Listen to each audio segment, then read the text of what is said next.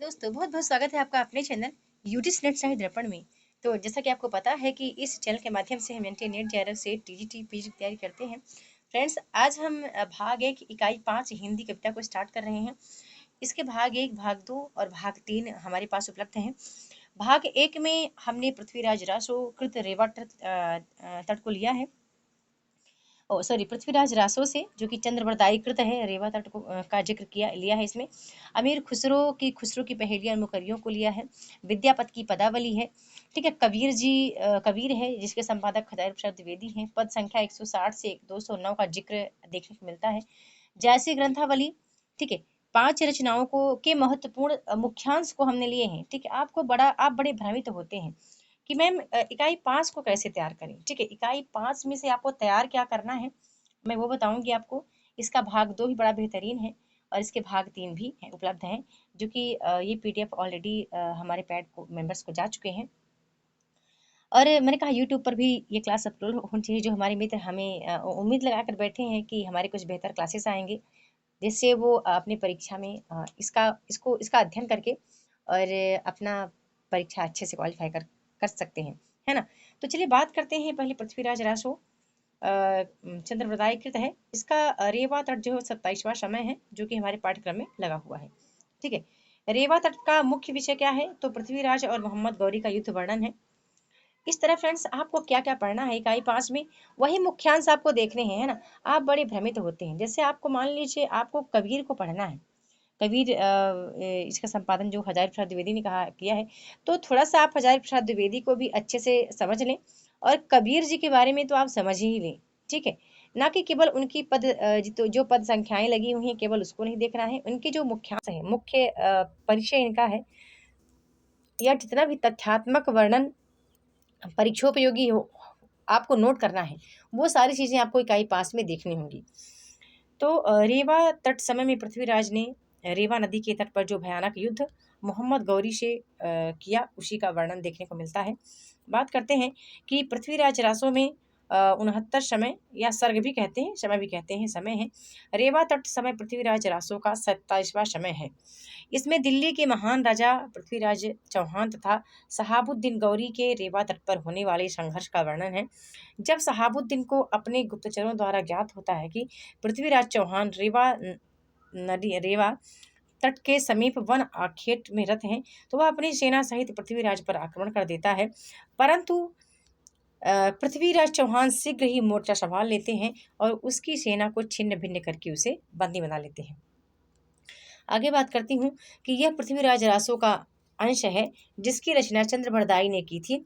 कहा जाता है कि चंद्रवरदायी पृथ्वीराज का सखा सामंत राजमंत्री था तथा आचार्य हजारी प्रसाद द्विवेदी ने अर्थ प्रमाणिक मानते हुए इसके उसी अंश को प्रामाणिक माना है, जिसका प्रारंभ शुक शुकी संवाद से हुआ है। तो ये इंपॉर्टेंट तथ्य है और यहाँ से प्रश्न भी बनते हैं, है ना। उनका मुख्य तर्क यह है कि आदिकाल में प्रचलित संवाद शैली में ही पृथ्वीराज रासो की रचना हुई है। इस आधार पर वो केवल 7 सर्गों को ही प्रामाणिक मानते हैं, जिसमें रेवा तट समय नहीं है। आगे बात करते हैं, काव्यगत विशेषताएं देख लेते हैं इनकी। रेवा तट का प्रधान विषय पृथ्वीराज और मोहम्मद गौरी का युद्ध है। स्पष्टतः इसका प्रधान रस वीर रस है। सर्ग के आरंभ में चौहान को रेवा तट पर शिकार करने के लिए प्रेरित करते समय कुछ समय के लिए सौंदर्य प्रधान छंद मिलते हैं। तत्पश्चात संपूर्ण सर्ग में युद्ध वर्णन, सैनिक व्यूह रचना, युद्ध साज सज्जा आदि का ही वर्णन मिलता है। अतः कहा जा सकता है कि संपूर्ण सर्ग में वीर रस का ही परिपाक हुआ है। चंद पुंडरीक के दूत द्वारा लाए गए पत्र में गौरी की सेना के प्रति चौहान को सचेत किया गया है, जिसके द्वारा हमें गौरी की विशाल सेना का पता चलता है। ठीक है। अब ये पूरी इसमें रेवा तट की कथा है, तो जिनके पास ये पीडीएफ है ऑलरेडी वो पढ़ लेंगे इसको, है ना। रेवा तट की कथा मेरे ख्याल से सभी ने सुनी होगी। इसके बाद हम आगे बात करते हैं अमीर खुसरो के बारे में, कुछ महत्वपूर्ण तथ्य। ठीक है, रेवा तट का 27वां समय आप सबको पता है। ठीक है, हम आगे बात करते हैं अमीर खुसरो के बारे में।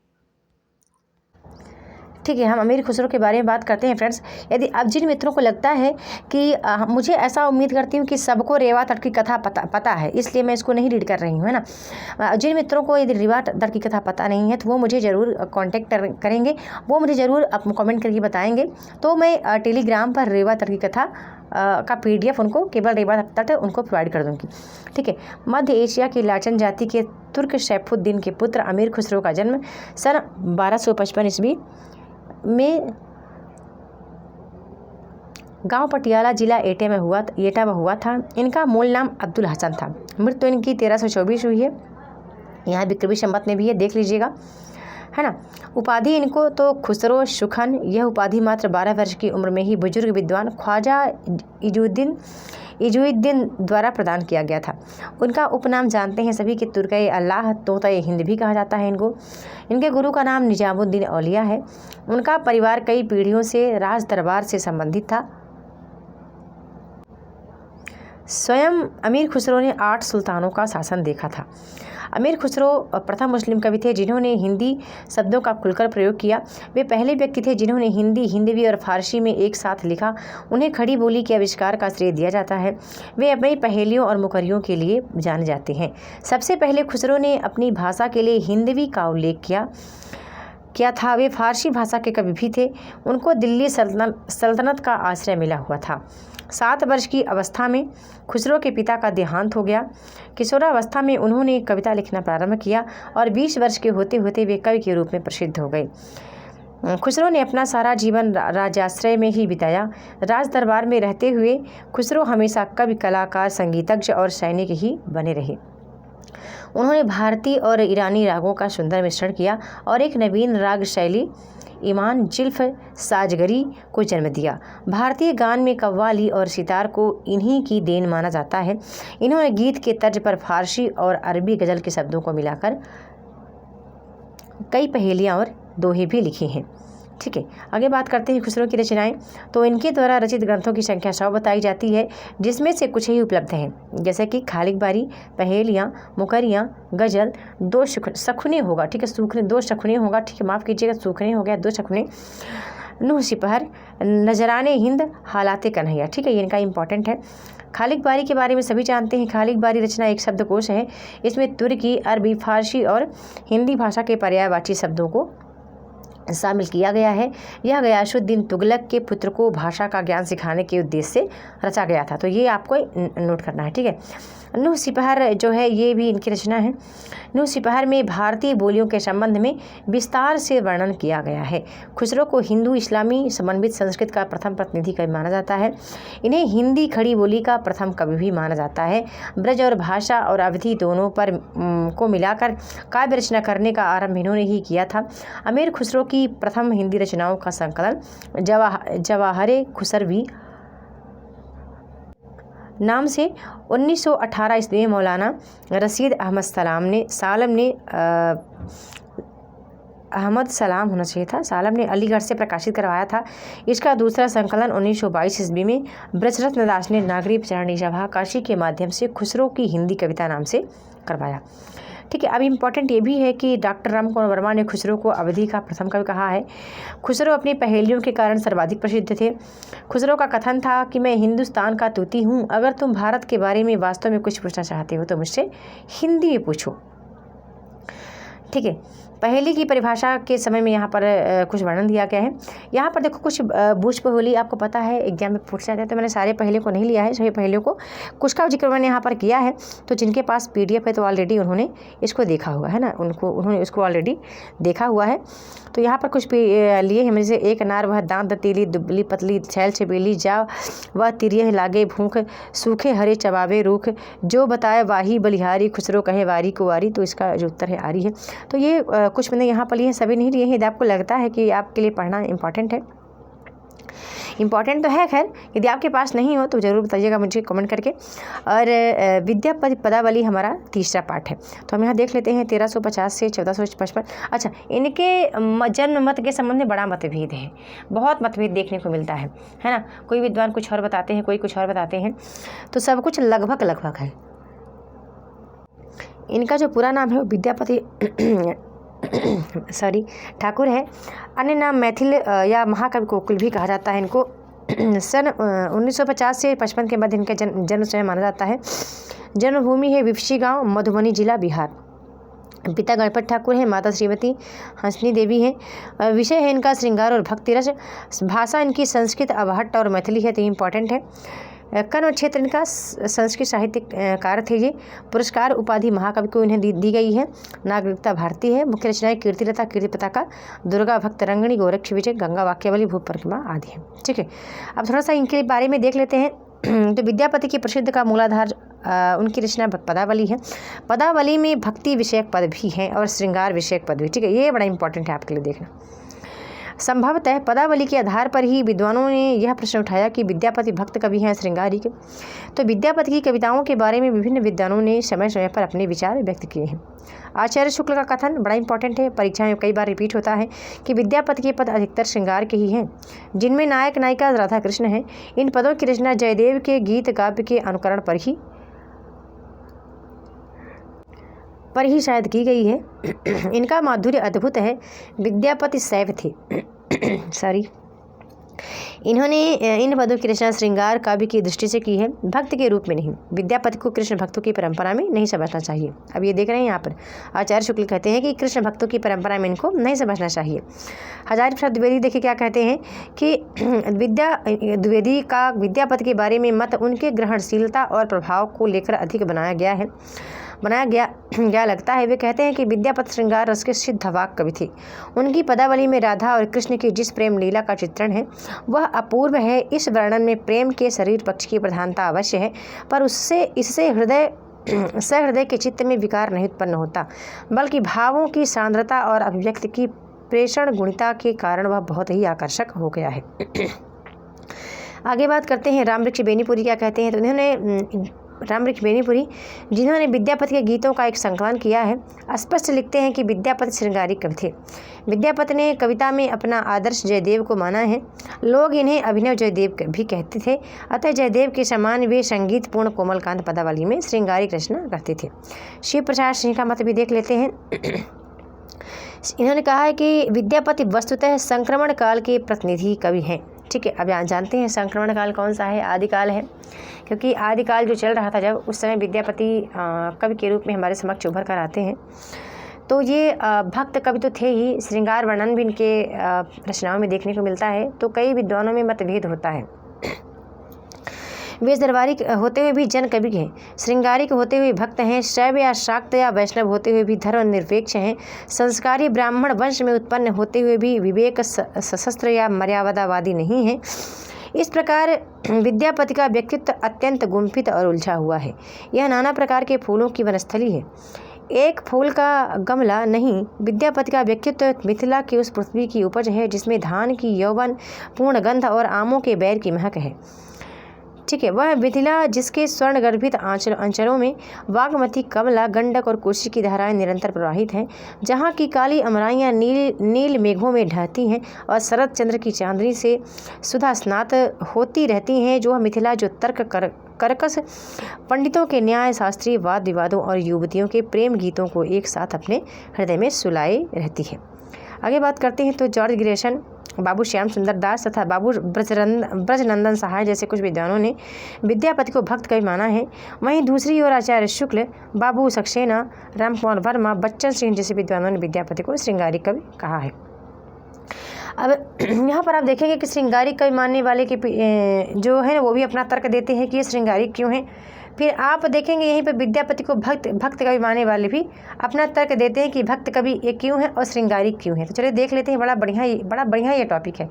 यहाँ से प्रश्न बनने का बहुत ज़्यादा चांस रहता है यदि विद्यापति के बारे में प्रश्न आता है तो पदावली में संयोग श्रृंगार पदों की दिखता है। ठीक है, अब ये श्रृंगारिक क्यों माने गए हैं तो अब ये बात पदावली की हो रही है, याद रखिएगा। ठीक है, जो पदावली के कारण ही इनको फ्रेंड्स प्रसिद्धि मिली है। और बात पदावली की हो रही कि पदावली जो है इनकी रचना, उसमें संयोग श्रृंगार पदों की दिखता है।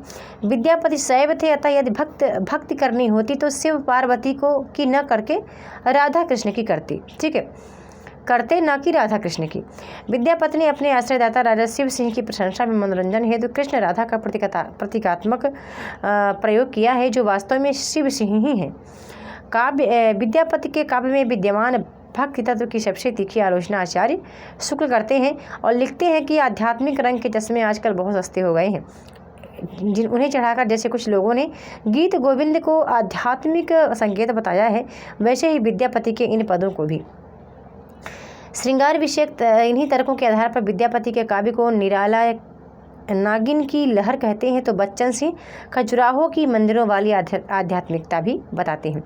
अब विद्यापति को भक्त कवि मानने के पीछे तर्क देख लेते हैं। तो विद्यापति के पद श्रृंगारी क्या अश्लील होते हुए भी होते तो मंदिरों में क्यों गाए जाते, इनको सुनकर चैतन्य महाप्रभु जैसे भक्त मूर्छित क्यों होते हैं। मतलब अब यहाँ पर देखो एक तरह से आलोचक जो है अपनी अपनी बात रख रहे हैं कि विद्यापति के जो श्रृंगारिक पद हैं वो यदि अश्लीलत्व प्रधान होते तो क्यों गाए जाते मंदिरों में। और कहे भी कि चैतन्य महाप्रभु जो कि बहुत बड़े संत हैं वो इनके भक्ति के पदावली के पद सुनकर मूर्छित क्यों होते हैं।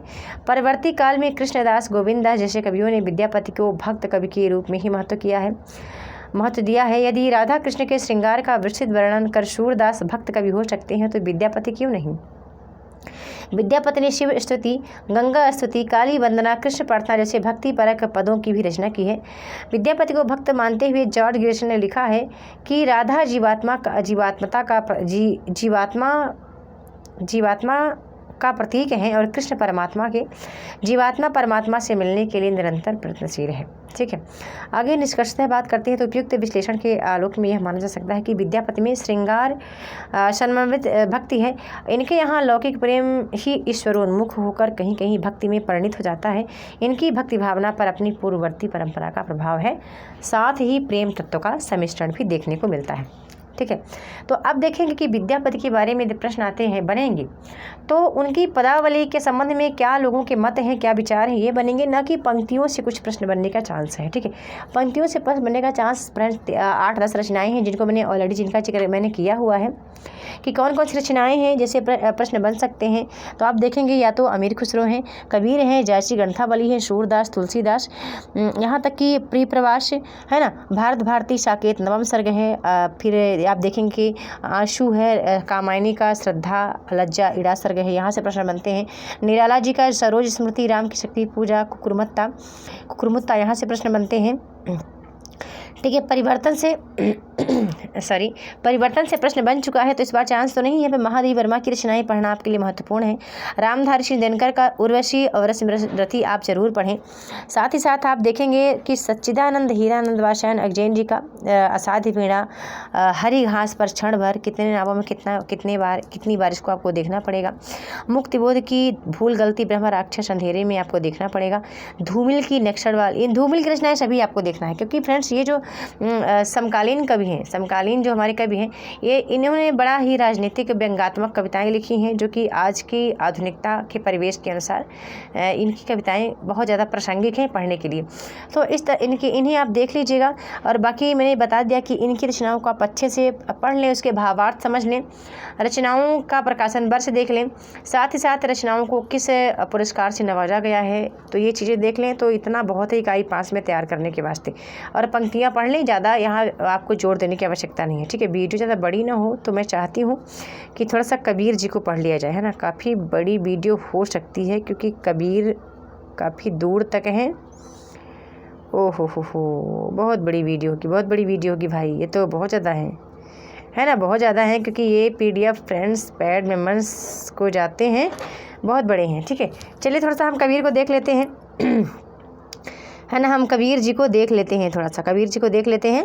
आप कहेंगे तो वीडियो कंटिन्यू आती रहेगी, बस आपका यदि प्यार सहयोग बना रहता है तो मेरा भी मोटिवेशन मेरे अंदर भी लगा रहता है कि नहीं आपको ज़रूरत है इसकी। चलो कुछ दूर तक कबीर को देखते हैं, है ना, कबीर जी को कुछ दूर तक देख ही लेते हैं फ्रेंड्स, है ना। इंपॉर्टेंट यहाँ से प्रश्न बनते हैं, बहुत ज़्यादा प्रश्न बनते हैं यहाँ से। ठीक है, बहुत ज़्यादा प्रश्न बनते हैं, आप जानते हैं कबीर के बारे में हम पढ़ें तो।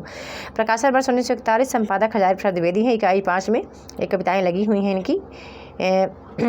भारतीय धर्म साधना के इतिहास में कबीर ऐसे महान विचार एवं प्रतिभाशाली महाकवि हैं जिनका जन्म 1358 ईस्वी में हुआ। कबीर सिकंदर लोदी के समकालीन थे। ठीक है, कबीर की रचनाओं का संकलन बीजक में है, संकलनकर्ता धर्मदास हैं। आगे बात करते हैं कबीर की भाषा के विषय में विभिन्न मत हैं। तो पंचमेल खिचड़ी श्याम सुंदर दास ने कहा है, सदुक्कड़ी शुक्ल जी भी कहते हैं, गोविंद त्रिगुणायत कहते हैं, वाणी की डिटेक्टर हजारी प्रसाद द्विवेदी ने कहा है, ब्रज भाषा चटर्जी सुनीत कुमार कहते हैं, संत भाषा बच्चन सिंह, अवधि भाषा बाबूराम सक्सेना ने कहा है कबीर के बारे में। ठीक है, अब संत काव्य के प्रतिनिधि कब कबीर हैं ही सभी जानते हैं। कबीर की जन्म तिथि में मतैक्य नहीं है। ठीक है, बहुत संदेह है, बहुत संदेह है, तो ये भी आपको याद रखना पड़ेगा, क्योंकि संदेह जो है ना, वो संदेह भी आपको फ्रेंड्स दूर करना पड़ेगा कि कौन कहाँ से इनको मानते हैं।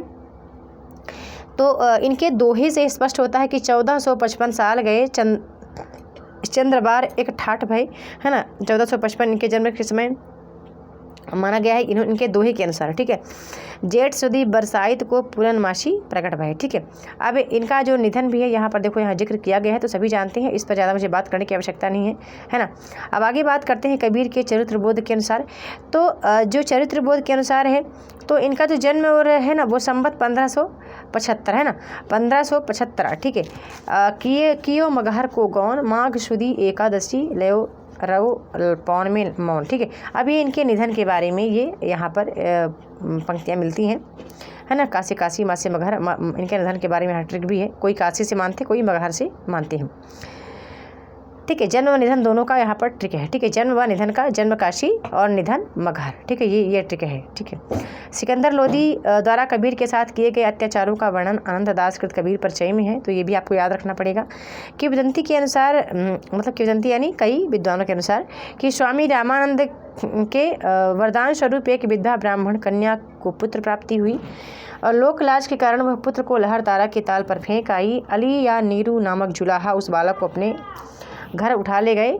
ये कैसे मिलता है, तो भक्तमाल के अनुसार। ठीक है, अब ये चीज़ें आपको याद रखनी पड़ेगी। भक्तमाल के अनुसार कौन सा है और कौन सा है, इनकी रचना के अनुसार इनकी जो पंक्ति मिलती है, और फिर कौन है कबीर परिचय के अनुसार, है ना। कबीर परिचय के अनुसार जो इनके जन्म समय के क्रम में यहाँ से प्रश्न बनते हैं, कई बार प्रश्न यहाँ से बने हैं। पीजीटी खासकर जीटीसी जैसी या केबीएस एनवीएस में प्रश्न बनते हैं। ठीक है, तो ये आपको देख लेना, यहाँ भी देखना है आपको, है ना, कि कबीर परिचय के अनुसार कबीर का जन्म मतलब कबीर जन्म से जुलाहे थे, निवास स्थान काशी है ना, उनके गुरु रामानंद हैं, तो ये भी है। अब जनश्रुति यानी लोगों के अनुसार भी देखने को मिलता है कि इनके जो इनकी जनश्रुतियों के अनुसार प्रसिद्ध है कि नीरुज और नीमा नामक जुलाहे ने कबीर का पालन पोषण किया। कबीर की पत्नी का नाम लोई था, उनके संतान के पुत्र, जो पुत्र थे कमाली, तो ये सब उल्लेख मिलता है जनश्रुति के अनुसार, है ना।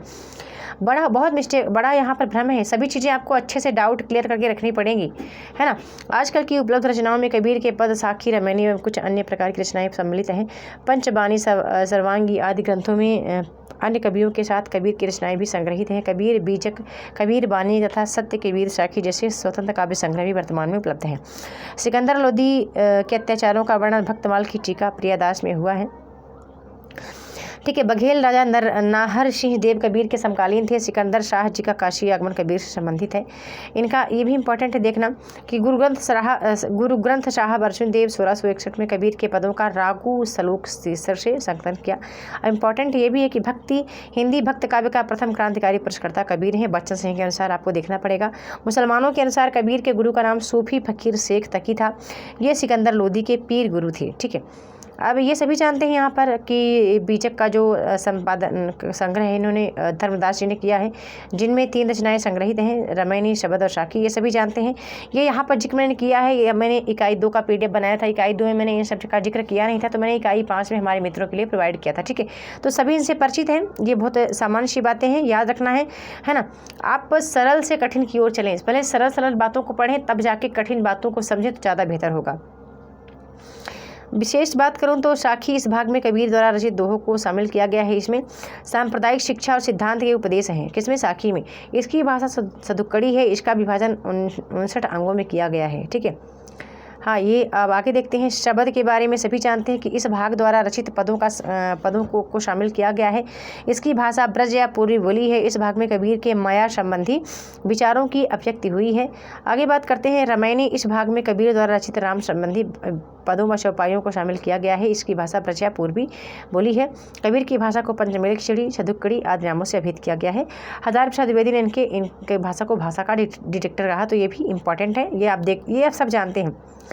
ठीक है, सभी जानते हैं यहाँ पर आचार्य शुक्ल के अनुसार कबीर की वचनावली की सबसे प्राचीनतम प्रति 1952 में लिखी गई थी। ठीक है, अब इम्पॉर्टेंट चलिए बात करते हैं यहाँ से बात करते हैं, ये बड़ा महत्वपूर्ण है और यहाँ से प्रश्न भी बनते हैं ना, तो कुछ हम देख लेते हैं। और मैं चाहती हूँ कि वीडियो बड़ी ना हो, अपलोड हो जाए, इसका मैं दूसरा पार्ट भी अपलोड कर दूँगी फ्रेंड्स। और इसके आगे की जो चीज़ें छूटी जाएंगी आप बताइएगा, यदि इनसे अवगत नहीं है आप, इकाई 5 आपको कठिन लगता है तो मुझे आप ज़रूर बताएं। तो इसमें कोई संदेह नहीं कि कबीर ने ठीक मौके पर जनता के उस बड़े भाग को संभाला जो नाथ पंथियों के प्रभाव से प्रेम भाव और भक्ति रस से शून्य सूक्ष्म पड़ता जा रहा था। आगे आचार्य शुक्ल के अनुसार ये देखते हैं कि उन्होंने भारतीय ब्रह्मवाद के साथ सूफियों के भावात्मक रहस्यवाद, हठयोगियों के साधनात्मक रहस्यवाद और वैष्णवों के अहिंसावाद का प्रपत्तिवाद का मेल करके अपना पंथ खड़ा किया। तो ये बड़ा इंपॉर्टेंट है, इसको जरूर देख लीजिएगा।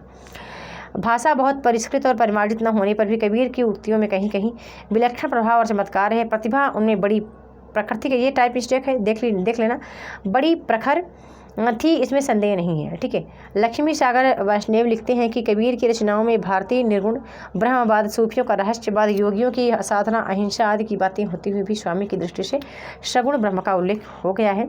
श्याम सुंदर दास लिखते हैं कि जहाँ कबीर की राख को समाधिस्थ किया गया था वह स्थान बनारस में अब तक कबीर चेरा के नाम से प्रसिद्ध है। यहाँ पर द्विवेदी जी लिखते हैं कि हिंदी साहित्य में के 1000 वर्षों के इतिहास में कबीर जैसा व्यक्तित्व लेकर कोई लेखक उत्पन्न नहीं हुआ। महिमा में यह व्यक्तित्व केवल एक ही प्रतिद्वंदी जानता है, वो है तुलसीदास। ठीक है, आगे बात करते हैं कि कबीर ऐसी बहुत बातें कही जिनसे समाज सुधार में सफलता मिलती है, पर इसलिए उनको समाज सुधारक समझना गलती है। ठीक है, मतलब ऐसा कहते कबीर ने ऐसी बहुत बातें कही हैं जिनसे समाज सुधार में सहायता मिलती है, पर इसलिए उनको समाज सुधारक कहना गलती है। ठीक है, अच्छा, इन्होंने बहुत ज़्यादा खंडन मनन किया है किसका? आचार्य शुक्ल की बातों का। आचार्य शुक्ल ने जितनी कुछ बातें कबीर के बारे में लिखी है उसको बहुत ज़्यादा इन्होंने खंडित भी किया है। ठीक है, तो ये उनको उनकी बातों का खंडन करके ही इस वक्तव्य को उन्होंने लिखा है। बच्चन सिंह लिखते हैं कबीर की भाषा संत भाषा है, भाषा की यह स्वाभाविकता आगे चलकर प्रेमचंद में ही मिलती है। कबीर की भाषा का निर्णय करना टेढ़ी खीर है क्योंकि वह खिचड़ी है ना, सभी जानते हैं। श्याम सुंदर दास के अनुसार कबीर प्रधानतः उपदेशात्मक और समाज सुधारक थे। कबीर के बारे में नगेंद्र जी लिखते हैं कि भारतीय धर्म साधना के इतिहास में कबीर ऐसे महान विचारक एवं प्रतिभाशाली महाकवि हैं। वे सिर से पैर तक मस्त मौला स्वभाव के फक्कड़ कबीर थे, है ना। भाषा पर कबीर का जबरदस्त अधिकार था, वे वाणी के डिटेक्टर हैं, सभी जानते हैं। हजारी प्रसाद द्विवेदी ने कहा है। आगे देखते हैं कि सांप्रदायिक शिक्षा और सिद्धांत के उपदेश मुख्यतः शाखी के भीतर है, जो दोहों में है। इसकी भाषा सतकड़ी अर्थात राजस्थानी पंजाबी मिली खड़ी बोली है। ठीक है, आगे बात करते हैं।